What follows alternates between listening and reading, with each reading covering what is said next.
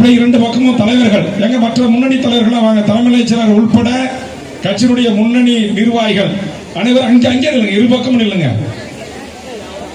எல்லா நிர்வாகிகளும் மேடைக்கு வாங்க. இப்போது ஆர்ப்பாட்டம், கண்டன ஆர்ப்பாட்டம் தொடங்குகிறது. ஆர்ப்பாட்டம் ஆர்ப்பாட்டம் ஆர்ப்பாட்டம் கண்டன ஆர்ப்பாட்டம் கண்டன ஆர்ப்பாட்டம்